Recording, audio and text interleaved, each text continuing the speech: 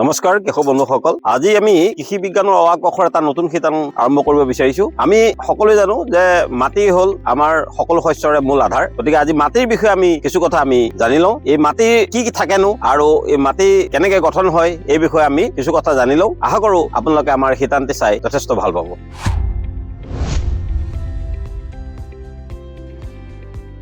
মাটিয়ে হল উদ্ভিদৰ মূল আধাৰ। এই মাটি মূলতঃ 4টা উপাদানেৰে গঠিত: মণিক, জৈৱিক পদাৰ্থ, সঞ্চিত পানী আৰু বায়ু। ইয়াৰ উপৰি মাটিত বিভিন্ন ধৰণৰ প্ৰাণী যেনে এন্দুৰ, নিগনি, পোক পৰুৱা, কৃমি আৰু অনুজীৱ, বেক্টেৰিয়া, ভেঁকুৰ, শেলাই আদিৰে ভৰি থাকে।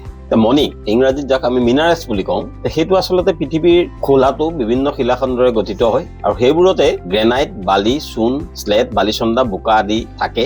সাধাৰণতে মণিকত বিধ ধাতু থাকে আৰু তাৰ লগত বালি, বোকা আদি মিহলি হৈ থাকে। গ্ৰেনাইট শিলত ফেলডস্পাৰ, অভ্ৰ আৰু কোৱাৰ্টছ মিহলি হৈ থাকে। দ্বিতীয়তে হল জৈৱিক পদাৰ্থ।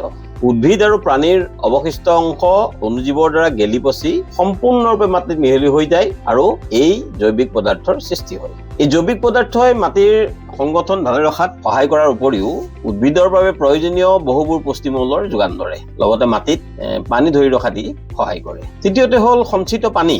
মাটিত যিবোৰ ক্ষুদ্ৰ ক্ষুদ্ৰ ছিদ্ৰ থাকে তাত পানী জমা হৈ থাকে। এই পানীত খনিজ লৱণবোৰ মিহলি হৈ উদ্ভিদে গ্ৰহণ কৰিব পৰা অৱস্থা কৰি দিয়ে। চতুৰ্থতে হল বায়ু। মাটিত থকা ক্ষুদ্ৰ ক্ষুদ্ৰ ছিদ্ৰবোৰত পানীৰ লগতে বায়ু মিহলি হৈ থাকে। এই বায়ুত নাইট্ৰজেন, অক্সিজেন, কাৰ্বন ডাই অক্সাইড আৰু জলীয় বাষ্প মিহলি হৈ থাকে আৰু যিবোৰে উদ্ভিদৰ বৃদ্ধিত সহায় কৰে। এতিয়া আহো আমি মাটিৰ ভৌতিক গুণাগুণসমূহ। মাটিৰ ভৌতিক গুণাগুণৰ ওপৰত নিৰ্ভৰ কৰি উদ্ভিদৰ বৃদ্ধি, বিকাশ আদি হয়। এই ভৌতিক গুণাগুণবোৰনো কি? ভৌতিক গুণাগুণবোৰ হল মাটিৰ অণুৰ আকাৰ, মাটিৰ গঠন, ইয়াৰ ঘনত্ব কিমান, ছিদ্ৰতা, মাটিৰ আঠাযুক্ত গুণ, মাটিৰ ৰং, মাটিৰ উষ্ণতা আদি। এই মাটিৰ অণুৰ আকাৰ বুলি ক'লে আমি কি বুজো? যে মাটিৰ অণুৰ আকাৰৰ ওপৰত নিৰ্ভৰ কৰি আমি কেইবা ধৰণৰ মাটি আমি পাওঁ, যেনে বালি, বোকা, আলতীয়া আদি বিভিন্ন প্ৰকাৰৰ মাটিৰ সৃষ্টি হয়। আন্তঃৰাষ্ট্ৰীয় পদ্ধতি মতে এই নামবোৰ হল যে আমি মোটা বালি কাক কওঁ, যদি 0.2 মিলিমিটাৰৰ পৰা 2 মিলিমিটাৰলৈকে যিটো ব্যাসৰ মাটি থাকে তাক আমি সাধাৰণতে বালি বুলি কওঁ। আৰু মিহি বালিটো হল 0.02 মিলিমিটাৰৰ পৰা 0.2 মিলিমিটাৰলৈকে থকা অণুৰ আকাৰ। আৰু বোকা মাটি বুলি ক'লে 0.002 মিলিমিটাৰৰ পৰা 0.02 মিলিমিটাৰলৈ অণুৰ আকাৰ হয়। আৰু আলতীয়া মাটিবিলাক হল 0.002 মিলিমিটাৰতকৈ ডাঙৰ। এই অণুৰ আকাৰে মাটিৰ সাৰুৱা গুণৰ ওপৰত প্ৰভাৱ পেলায়। বালি মাটিবোৰ সাধাৰণতে ঢিলা আৰু হাল বোৱাৰ বাবে সহজ হয়। এই মাটিত বায়ু চলাচল আৰু পানীৰ ওলাই যোৱাৰ সুবিধাও থাকে। পানী ধৰি ৰখা ক্ষমতা কম বাবে খৰাং বতৰত এনে মাটি খেতি পথাৰৰ কাৰণে উপযুক্ত নহয়।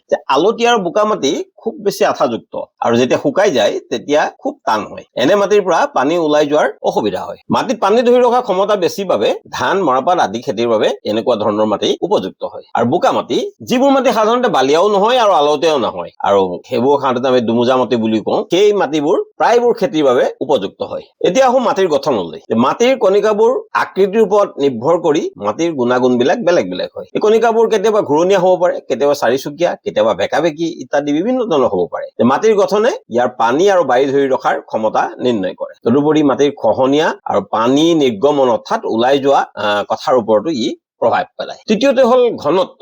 ঘনত্ব কাক বোলে? যে প্ৰতি একক আয়তনৰ মাটিৰ ওজনেই হল মাটিৰ ঘনত্ব। সাধাৰণতে মাটিৰ ঘনত্ব হল 2.65 গ্ৰাম প্ৰতি ঘন চেণ্টিমিটাৰ। আৰু যদি মাটিত মণিক থাকে, যেনে মেগনাইটাইট, লিমোনাইট আদি যদি থাকে, তেতিয়া তাৰ ঘনত্ব বাঢ়ি যায়। মাটিত জৈৱ সাৰবৰণ বাঢ়ি যোৱাৰ লগে লগেও ইয়াৰ ঘনত্ব কমি যায়। তাৰপিছত হল মাটিৰ ছিদ্ৰতা। মাটিত থকা ছিদ্ৰবোৰত বায়ু আৰু পানী সোমাই থাকে আৰু এই ছিদ্ৰবোৰতে উদ্ভিদৰ শিপাবোৰ থাকে। মাটিৰ আঠাযুক্ত গুণ বুলি ক'লে আমি বুজি পাওঁ যে ইয়াৰ এই গুণৰ ওপৰত নিৰ্ভৰ কৰি মাটিত কোমল, কঠিন আৰু অতি কঠিন, আমি সাধাৰণতে যিবিলাক চফ্ট চইল, হাৰ্ড চইল বুলি কওঁ, সেই কথাখিনি এই আঠাযুক্ত গুণৰ ওপৰতে নিৰ্ভৰ কৰে। তাৰপিছত আহিল মাটিৰ ৰং। জৈৱ সাৰ বেছিকে থকা মাটিৰ ৰং সাধাৰণতে ঘন কজলা হয় আৰু জৈৱ সাৰ আৰু আইৰণ অক্সাইড থকা মাটিৰ ৰং মুগা বৰণীয়া হয়। অদ্ৰৱণীয় ফেৰিক অক্সাইড থকা মাটিৰ ৰং ৰঙা আৰু দ্ৰৱণীয় ফেৰিক অক্সাইড থকা মাটিৰ ৰং হালধীয়া হয়। চিলিকা আৰু চূণ বেছিকে থকা মাটিৰ ৰং বগা হয়। ধন্যবাদ কৃষক বন্ধুসকল। আজিৰ খণ্ডটিৰ আলোচনা আমি ইমানতে সামৰণি মাৰিছো। আমাৰ এই খণ্ডটি চাই আপোনালোকে কেনে পালে আমাক